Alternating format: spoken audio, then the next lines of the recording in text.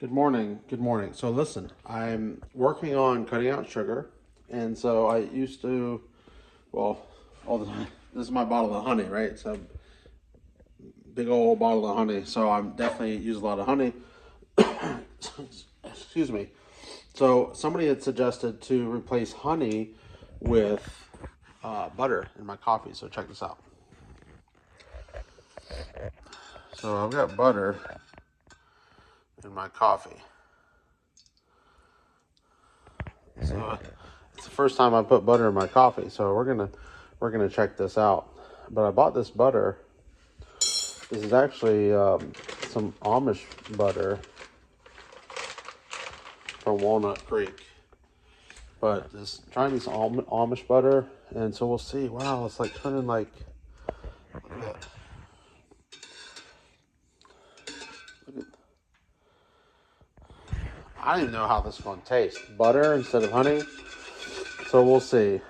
I was told that butter was a good alternative to honey. And then let me put this half and half in there and see what that's like. So the other thing I'm working on today, so life a lot of times about challenging yourself about like you're here and you're challenging yourself to go here. So you're here and you say, you know what? Things are okay. I want better, right? So I'm challenging myself to give up sugar and eat healthier foods because my business partners and I, Phil and Vic and we worked out again today, 4 days in a row. And it was a pretty intense workout. But then I also want to clean up my diet. Oh my, oh my, I don't know. Dude, I've never eaten coffee with butter before. I know what it's going to be like. Let me see.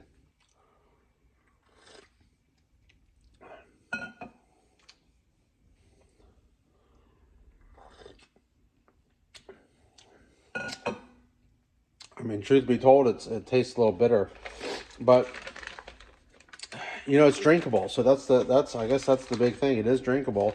Tastes a little bitter, but drinkable. Let me set this down here for a second. Just,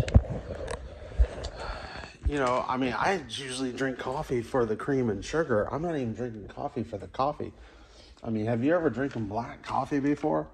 I mean, it doesn't taste good. Like coffee by itself really doesn't taste good. So it's to me, oh, sorry. To me, it's about the cream and the sugar. And so giving up the sugar, aka the honey, is like a big step for me. But what I'm realizing is that success requires sacrifice. Success requires giving things up. And to sacrifice is giving something up of a lower nature for something of a higher nature. Because, right now, so for example, honey or sugar is something I'm used to consuming on a day-to-day basis. And I'm laying that at the altar. I'm sacrificing it so that I can receive something even better, which for me is fitness and health and longevity and vitality. And so that's what I'm going after. So I'm willing to, I want to say that. I'm working on my words, not just saying things. I was about to say, I'm willing to sacrifice for the best or sacrifice to grow, which is somewhat true because I am, but it's more of I want to, right? So I want to sacrifice. So I'm still in the process. So anyway, I choose to sacrifice things of a lower nature so that I can replace it with something of a higher nature. I choose to replace sugar with maybe healthy proteins and fats, right? And so I'm not saying, you would have to go on a specific diet or anything like that. I'm not even really a proponent of any diets. I'm just a proponent of doing what works for you. And so I'm trying shit. I'm throwing things against the wall, see what works for me. And so right now I'm really overall a couple weeks into this journey because I started around Thanksgiving Day 2024, but the working out just started this week. or this week.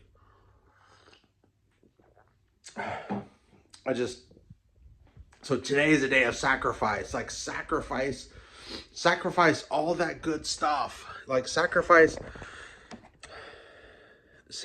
all the things I'm used to that I love, but also brought me to where I am now. Sacrifice that and replace it with something healthier and better for me and where I'm headed. And so it reminds me of a couple ideas, and that is carpe diem, like seize the day. So I want to seize the day, and I want to have the energy to seize the day. And then also there's this phrase, memento mori. Memento mori is like, remember you must die. That's what that means, memento mori. And a lot of people don't like death. Well, I mean, heck, I don't like death either, but it's so weird. I'm such a weird person. I really am a weird person. Okay, anyway, like I find death motivational, and no, I don't know anybody else that does. And when I tell somebody that I find death motivational, they don't know how to take that. But what that means to me is, like, if somebody I know dies or there's a funeral and I go there, it motivates the fuck out of me, because I'm like, William, stand the fuck up. Why are you living like this? Why are you letting yourself just like drag on in this rut, and then this person just lost their fucking life and you're over here like taking it for granted. And so it's always like a shot in the arm and be like, William, get your fucking ass up and do your best, right? Whatever that looks like do your best. And so memento mori, like if you remember you're going to die someday, right? So if you remember you're going to die someday, then that's motivation to live today. So I came up with a phrase at some point. It was something along the lines of, I must die someday, therefore I must live today. So it's not a like a morbid thing where you're into death. It's actually the opposite, where you're into life. You're into life and you're into living today and taking advantage of what we have right now. And so with that, and along those lines, I choose to live this day. I choose to sacrifice. I choose to sacrifice all the things of lower nature so that I can experience things of a higher nature. Right now, I'm sacrificing sugar, and I'm apparently indulging in some butter